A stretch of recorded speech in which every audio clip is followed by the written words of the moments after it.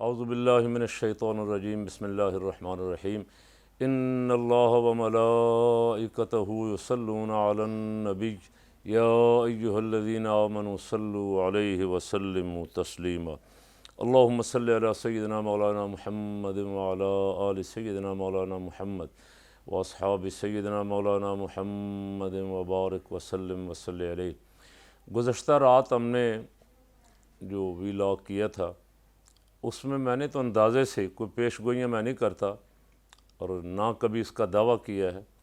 अंदाज़े से और हालात को देखते हुए मैंने कहा था कि मुझे लग रहा है ये इमरान खान के ख़िलाफ़ कोई बड़ा मुकदमा, कोई गुस्ताखी का, कोई मजहबी तौहीन का मुकदमा बनाएंगे ताकि उसकी मकबूलियत को रोक सकें, क्योंकि मैं काफ़ी दिनों से कुछ देख रहा हूँ। अच्छा, वही हुआ। सुबह जब मैं उठा हूँ तो सुबह मैंने पता नहीं, शायद वो रात ही FIR कटी है या सुबह कटी है, पता चला कि वो थाना मदीना टाउन फैसलाबाद में राना सनाउल्लाह साहब के हलके में किसी शख्स ने FIR कटवाई है जाके मस्जिद नबवी शरीफ वाले वाक़े की। तो क्या, पहला सवाल तो मेरा ये है कि हमारे यहाँ थाने वाले तो दूसरे थाने की हदूद वाला केस नहीं लेते। आप टिल लगा के मर जाएं, मिन्नत करें, कत्ल का मुकदमा हो, वो देखते हैं हमारी हद में है कि उसकी हद में है। यहाँ तो ये बहस चलती और बारहा दफ़ा हम नामूस रिसालत के लिए, नामूस सहाबा के लिए, नामूस अहले बैत के लिए FIR दर्ज करवाने थाने हमारे लोग जाते हैं, कोई उनकी सुनता नहीं है। यहाँ तौहीन मस्जिद नबवी शरीफ का कहा जा रहा है और मैंने रात उसकी मजम्मत की पुरज़ोर, अब भी मजम्मत करता हूँ। मैं किसी सूरत भी किसी ऐसी सूरत को सपोर्ट नहीं करता कि जो मदीना तैयबा की सरज़मीन की को ज़र्रा बराबर बेअदबी करे, लेकिन मैं ये जानता हूँ कि ये इस वक्त जो सियासी जंग चल रही है, इसके जो खिलाड़ी अमेरिका ने मैदान में उतारे हैं, जिनके बारे में पूरी दुनिया में इम्पोर्टेड हुकूमत नामंजूर का शोर पड़ा हुआ है, ये इस काम के कारीगर, ये माहिर हैं इस काम के और ये करते रहे। इनको ये काम आता है। इनके पास सरकारी मौलवी भी हैं, इनके पास कुछ मशाइख भी हैं, इनके पास बहुत सारे मरासी भी हैं जो खूब आवाज़ उठाने वाले हैं। इस ऐसे मसाइल जो उनको दे दें आप, फिर बस आप चुप करके तमाशा देखते रहें। पैसा फेंक और तमाशा देख जिसको कहते हैं, पता नहीं। ये बहुत माहिर हैं इस काम के इल्ज़ामात और ख़ास करके, इसलिए मेरा विजदान ये कहता है। और कल परसों 2, 4, 10, 15 दिन बाद, महीने 2 महीने बाद इंशाअल्लाह ये हक़ाइक़ जब खुलेंगे तो ये मेरी फ़कीर की बात जो है आप अभी याद रख लें। मैं इस पे 100% कन्फर्म हूँ कि ये सारा कुछ ख़ुद नून लीग ने करवाया है। नून लीग इन कामों की मास्टर है। सुबह मैंने एक व्लॉग सुना जनरल रिटायर्ड अमजद शोएब साहब का, उनका कहना है कि ये सारा कुछ जरदारी ने करवाया और उन्होंने इसकी दलील के तौर पे कहा कि जरदारी, बिलावल जरदारी शहबाज शरीफ के साथ क्यों नहीं था, वो अलग मस्जिद नबवी में क्यों आया, और जब वो आया उसके वज़ीर आज़म के नारे लगे, GA भुट्टो के नारे लगे मस्जिद नबवी में, कोई एक भी नहीं बोला अभी तक, किसी ने नहीं कहा मस्जिद नबवी की तौहीन हुई। शहबाज शरीफ के नारे, इस पर अभी तक इख्तलाफ भी है। मेरे बहुत सारे मोहतरम हज़रात भी इस पर डाल रहे हैं व्हाट्सएप पे मैसेज कि मस्जिद नबवी में है, अंदर है या बाहर। मैं इससे भी बहस नहीं करता। मदीना तैयबा की सारी सरज़मीन ही मुक़द्दस है अल्हम्दुलिल्लाह। हरम की ज़मीन और कदम रख के चलना, अरे सर का मौका है ये जाने वाले। वहाँ के कांटे भी खारे सहराए नबी पाँव से क्या काम तुझे, आ मेरी जान मेरे दिल में है रास्ता तेरा। हम तो अल्हम्दुलिल्लाह उन लोगों में से हैं। लेकिन सवाल ये है कि जिन्होंने इतना हंगामा किया चोर चोर के नारों पे, उन्होंने बिलावल जिंदाबाद और भुट्टो के नारे वजन के पे कोई हंगामा नहीं किया। वज़ीर आज़म बिलावल के नारों बोले ही नहीं हैं। वो एंकर भी खामोश हैं, उन एंकरों में से भी कोई एक भी नहीं बोला। यहाँ वजारत दाखिला ने कहा है भी पूरे मुल्क में लोग निकलें और जाके पर्चे करवाएं, और थानों को हुक्म दे दिया कि जो आए पर्चा करें उसके इमरान खान के ख़िलाफ़, और बाकी 150 नामालूम अफराद के ख़िलाफ़ पर्चा करें। जो यहाँ हैं उनके ख़िलाफ़ भी करें, वहाँ में उनके ख़िलाफ़ भी करें। तो मनसूबा समझ तो आ जाना चाहिए। अब मनसूबा समझ आ जाना चाहिए। जिन्होंने 14 बंदे शहीद किए, यहाँ मिनाजुल कुरान के गोलियाँ मारी सीधी 100 बंदों को, उनके पर्चे तो वहाँ के वहाँ ही हैं, और वो वज़ीर दाखिला बना दिए गए, वो वज़ीर आज़म बना दिए गए, और वो जो इसमें मुलव्वस हैं वो वज़ीर आज़म के स्पेशल सेक्रेटरी बना दिए गए, उनको नवाजा गया। तो क्या मैं इनसे गुजारिश कर सकता हूँ, इन एंकरों से जो बोल रहे हैं कि इंसानी जान की भी कोई कदर व कीमत है, उस पर भी बोलना चाहिए। क्या मैं इनसे सवाल कर सकता हूँ कि ऐसे अफराद जो अभी अदालतों में मतलूब थे, उनको कुर्सियों पर बिठाना जायज़ है, इस पर भी आप कुछ बोले। मेरे आका मौला अलैहिस्सलाम ने तो काबतुल्लाह को मुखातब करके फ़रमाया था कि काबा, आज का दिन, ये महीना, ये पाक जगह, तू अल्लाह का घर, तेरी अज़मत मुसल्लम, लेकिन बंदा मोमिन की इज़्ज़त और कदर अल्लाह की बारगाह में तुझसे भी बढ़ के है। तो उस बंदा मोमिन का खून बहे, गोलियां लगें, उस पर नाहक पर्चे हों, और क्राइम मिनिस्टर और क्रिमिनल वज़ीर आला अब और वज़ीर दाखिला कातिल 14 आदमियों का, वो बोले ही ना, बल्कि उनको उद्दों से नवाज दिया जाए और उनको बड़ी बड़ी कुर्सियों पर बिठा के लोगों की किस्मतों के फ़ैसले करने पे लगा दिया जाए। लो भाई, लो बदले जो तुम्हारे ख़िलाफ़ 4 साल बोलते रहे हैं, और उन जजों से भी बदले लो, उन ब्यूरोक्रेसी के अफसरों से भी बदले लो, और उन पाकिस्तान के वफ़ादारों से जिन्होंने तुम्हारे केस का सारा कुछ निकाल के अदालत में पेश किया, उनसे भी बदले लो, और नाम रखा जाए मदीना मुनव्वरा की बेअदबी करने का। शर्म आनी चाहिए, कुछ खौफ खुदा होना चाहिए। ये कारीगर हैं, मैं फिर दोहरा रहा हूँ, मुझे 100% यकीन है, अपनी सियासी बसीरत पे कह रहा हूँ कि इसके ज़िम्मेदार ये हैं। यहाँ इनका हाल बहुत ख़राब हो गया था, इन्होंने देख लिया था। कई दिन हो गया है वो अपने ट्विटर का ट्रेंड ही नहीं हट रहा, इम्पोर्टेड हुकूमत नामंजूर टिल लगा बैठे हैं, उसके ख़िलाफ़ कई ट्रेंड चला बैठे, वो हट नहीं रहा। सर जोड़े बैठे, क्या किया जाए। इमरान खान पे कोई ऐसा इल्ज़ाम लगाओ जिसे ये लोग बहुत जल्दी अब कबूल करें और बहुत जल्दी इसके ख़िलाफ़ हो जाएं और इसके ख़िलाफ़ एक हफ्ता बन जाए और लोग निकल खड़े हों। मैं इसलिए कह रहा हूँ कि जब इनको किसी से ख़तरा होता है तो ये तो इमरान खान है। आप इसको बहुत कुछ, मौलाना तो इसको कहते रहे यहूदियों का एजेंट है, यहूदियों का फ़लाँ है, और भी हमारे बहुत सारे भोले भाले सुन्नी और आम मुसलमान, सादा लोग मुसलमान जो इन लीडरों के बहकावे में आ जाते हैं, वो भी बहुत कुछ कहते हैं। बाज़ दफ़ा तो मेरे बहुत सारे करीबी लोग, मैं हैरान होता हूँ, बिन देखे किसी का मैसेज देख के उसे आगे फारवर्ड करते। ये वो तबका अशराफिया है जनाब अली, जिन्होंने हज़रत मौलाना शाह अहमद नूरानी रहमतुल्लाह अलैह पे भी कुफ्र का फतवा लगवाया। मौलाना का कसूर क्या था? मौलाना शाह अहमद नूरानी रहमतुल्लाह अलैह पे कसूर क्या था? मौलाना शाह नूरानी रहमतुल्लाह अलैह मुल्तान में थे, इत्तेफाक से बेनज़ीर भी वहाँ यूसुफ़ रज़ा गिलानी के यहाँ गई हुई थी।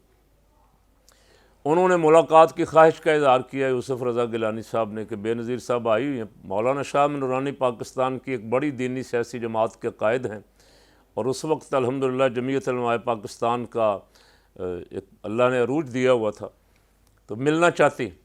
ज़ाहिर है कि मौलाना ने फरमाया कि मिलने से तो हमें कोई इनकार नहीं। मुलाकात हुई, और उस मुलाकात की इतनी जलन हुई मियाँ बरादरान को और शरीफ फैमिली को कि इन्होंने मौलाना के ख़िलाफ़ शुरू कर दिया प्रोपेगेंडा। मौलाना जिनकी ज़िंदगी, सारी ज़िंदगी ऐसी पाकीज़ा कि उन पे एक पाई का दाग और धब्बा भी नहीं, सारी ज़िंदगी मस्जिद के किराए के मकान में बसर फरमा गए। उस मौलाना शाह नूरानी पे जिसकी एजेंसियों ने एक दफ़ा नहीं 12 दफ़ा छानबीन की, कुछ नहीं मिला।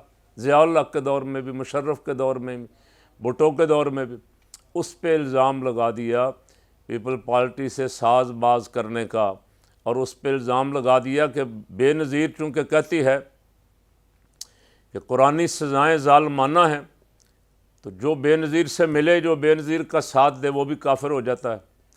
मौलाना शाह नूरानी से सरकारी मौलवियों से फतवा लगवा के अखबार में इश्तिहार दिया, रिकॉर्ड पे सारा कुछ मौजूद है किबला। तो ये इनसे कुछ बैद नहीं। और बहुत बड़े बड़े काजी हुसैन अहमद पे 10 करोड़ का इल्ज़ाम लगवाया, कश्मीर का फ़ंड खा, उन्हीं का एक आदमी ख़रीदा। जमात इस्लामी का एक आदमी, काजी हुसैन अहमद का एक आदमी ख़रीद के और उससे इल्ज़ाम लगवाया और अखबारों में इश्तिहारों की सूरत में उसे शाये किया। ये हैं इक़्तिदार वाले जो आजकल इक़्तिदार में बिठाए गए हैं, और इनके जो मास्टर माइंड हैं पीछे लाने वाले, जिनके ख़त का शोर पड़ा हुआ है, जिस ख़त के रद्द अमल में कौम इमरान खान के साथ खड़ी हुई। और दूसरा सबक वो भी जानते हैं कि वो भी मज़हब का इस्तेमाल करना खूब जानते हैं। जब उन्हें सोवियत यूनियन के ख़िलाफ़ लड़ना था तो उन्होंने यहाँ जिहाद के लिए जिहादी तंजीमें बनाई। हाँ जी, अमेरिका ने जिहादी तंजीमें बनवाई, अमेरिका ने फंडिंग की, अमेरिका ने सपोर्ट की। ये मुल्क के हमारे अवाम बेखबर नहीं है इससे, मैं तो याद दहानी करवा रहा हूँ। अब फिर जब उसका मतलब निकल गया तो उनको दुश्मन कहा। इराक़ में जब मतलब था, दाश खड़ी की, अरबों रुपए के फ़ंड उसको दिए, मज़ारात पे हमले करवाए दाश के ज़रिए, और आजकल उसी दाश के ज़रिए अफ़गानिस्तान में हलचल मचाने की कोशिश हो रही है तालिबान के ख़िलाफ़। तालिबान की हुकूमत भी उनको वारा नहीं। तो पाकिस्तान में भी कोई मजहबी इशू खड़ा करना था, अपने ही बंदे तैयार किए, और शायद कुछ बोले बाले वैसे साथ मिल के वो भी इमरान खान जिंदाबाद का नारा इसीलिए लगवाया था कि इमरान खान के खाते में पड़ें। तो मैं अपने सुनने वालों से, अपने मोहब्बत करने वालों से कहता हूँ, ज़रा मैंने कल भी कहा था, बड़ा ध्यान से ये बहुत कुछ करेंगे। मैंने कल तो एक ही पेशगोई की थी और सियासी बसीरत से की थी, और वो आज ही सुबह पूरी हो गई। आज ही शोर मच गया, पूरे मुकदमात हो रहे हैं और गिरफ़्तारियों का ऐलान हो रहा है। इमरान खान को गिरफ़्तार कर रहे हैं, और शेख रशीद को, फवाद को, शहबाज को। हमारा नंबर भी आने वाला है, इसलिए कि हम भी कभी कभी क्लिप डालते रहते हैं। लेकिन मैं उनसे कह रहा हूँ, तुम अपने डेथ सर्टिफिकेट पे दस्तखत कर रहे हो राना साहब, शहबाज शरीफ साहब, तुम ये आग और खून का खेल खेल के इस मुल्क को तबाह करना चाह रहे हो। तुम्हें कोई केस नहीं मिला, कोई करप्शन जो तुम शोर डालते थे 4 साल ये करप्शन कर गए, कोई करप्शन का केस ही बना दो यार। मैं भी कई दिनों से इंतज़ार कर रहा था।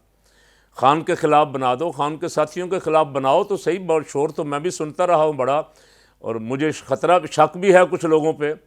कुछ करप्शन के केस बना लो।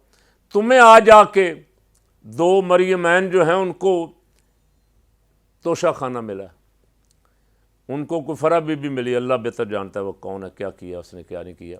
और ख़बरें हैं कि उसको नैब के ला रहे हैं। लाएँ, बड़ा अच्छा है, उसको भी लाएँ, उस्मान बुज़दार को भी लाएँ, फवाद चौधरी को भी लाएँ। इन पे करप्शन के केस बनाएं। इस तरह का आप केस बनाएंगे तो कौम आपके मुंह पे दे मारेगी। कौम आपको जानती है, आपने लब्बैक वालों के साथ क्या किया था फैज़ाबाद में। कौम आपको जानती है कि आपने पाकिस्तान के अवाम की उम्मीदों का, जज्बात का खून किया। बल्कि मुझे बहुत ज़िम्मेदार बंदे ने उनके घर के हवाले से बताया कि नवाज शरीफ की वालदा ने अपने बेटे से कहा था कि इस मुमताज़ कादरी को फांसी ना देना, लेकिन नवाज शरीफ किसके इशारे पे सारा कुछ कर रहा था वो तो ख़ुद बोलेगा ना, कभी बोलेगा अपने मफादात के लिए तो वो बोलता रहा कुछ लोगों के ख़िलाफ़, कभी ये भी बोलेगा कि उससे मुमताज़ कादरी को फांसी किसने दिलवाई, बोलेगा। उससे भी गुरेज़ नहीं किया उसने। फिर जो बंदे 6, 7, 8, 10 जितने भी हुए फैज़ाबाद में लब्बैक के शहीद हुए, वो आप हज़रात ने करवाए थे। आप आज ठेकेदार बने हुए हैं नामूस रिसालत के। मैं साद रज़वी को मुबारकबाद देता हूँ। साद रज़वी ने बहुत अच्छा किया, इनको पहचान लिया बहुत जल्दी। ऐसी वैसी ख़बरें चल रही थीं, लेकिन बहुत अच्छा किया। मैंने उनका बयान पढ़ा और दिल खुश हुआ, और उन्होंने कहा कि इसने फ़्रांस को मुबारकबाद का बयान दिया है। शहबाज शरीफ ने फ़्रांस के सदर गुस्ताख़ रसूल को मुबारकबाद का पैगाम भी दिया है, और ये भी कहा कि हम तुम्हारे साथ चलेंगे। तो हम इसे भी फ़्रांस के गुस्ताख़ रसूल का साथी समझते हैं। बहुत अच्छा किया आपने, अपनी साख बचाई और अपने कारकुनों को, अपने मोहब्बत करने वालों को मैसेज दिया कि हम उसी मसले पे, नामूस रिसालत पे खड़े हुए। कौम से कहता हूँ, नामूस रिसालत वाले ये हैं, लब्बैक वाले हैं, जमीयत उलमाए पाकिस्तान वाले हैं और दीनी जमातें हैं जिन्होंने नामूस रिसालत के लिए तहरीक चलाई। अब ये राना सनाउल्लाह कब से ठेकेदार बन गया नामूस रिसालत का, जो कल तक फैज़ाबाद वालों पे जुल्म के पहाड़ डाल रहा था, वो आज नामूस रिसालत के नाम पे पर्चे कटवा रहा है। तो मैं कह रहा हूँ, फिर कह रहा हूँ, अपने डेथ वारंट, सियासी डेथ वारंट पे, सियासी मौत के वारंट पे आप दस्तखत कर रहे हैं। आपको पीरियड वैसे ही बहुत थोड़ा मिला है और इससे भी बहुत थोड़ा रह जाएगा, शायद बहुत जल्दी फारग कर दिए जाएंगे। अपनी तारीख़ और स्याह ना करें, पहले बहुत स्याह है, मज़ीद स्याह करने से बचें राना साहब। ये सियासी ख़ानदान, इसका नामो निशान, बड़े सालों से कोशिश तो होती रही, लड़ाई झगड़े होते रहे, मार्शल्ला भी आते रहे, ये बचते रहे, जैसे बचते रहे वो तो आपको पता लग गया सबको। शेख रशीद ने कल कहा कि उधर 24 दफ़ा बयान आर्मी चीफ के ख़िलाफ़ नवाज शरीफ ने दिया, इधर शहबाज शरीफ ने 24 दफ़ा जूते पॉलिश किए। वो बयान तो आपने सुन लिया, ये बचते कैसे रहे। लेकिन इस दफ़ा लगता है आप अवाम के सामने भी इनका ऐसा पट्टा बिठाएंगे कि शायद बाद में फिर नून लीग वालों का, जो अभी तक कुछ न कुछ बचा चला आ रहा था, नामो निशान भी सियासत में नहीं रहेगा। इसलिए बहुत गौर, सोच, फ़िक्र करके सियासी मुखालफिन के ख़िलाफ़ और आवाज़ हक़ बुलंद करने वालों के ख़िलाफ़ सोच समझ के फ़ैसला करें। फ़ैसला जो करेंगे, जो लोग हक़ के लिए खड़े होते हैं वो फिर जेलों से डरते नहीं हैं, जेलें उनकी देखी हुई हैं सब पहले। अल्लाह रब्बुल आलमीन इस मुल्क के हाल पे रहम फरमाए। इस मुल्क को आप अनारकी की तरफ ले जा रहे हैं, इस मुल्क को तसादुम की तरफ ले जा रहे हैं, ये किसी के हक़ में भी नहीं होगा।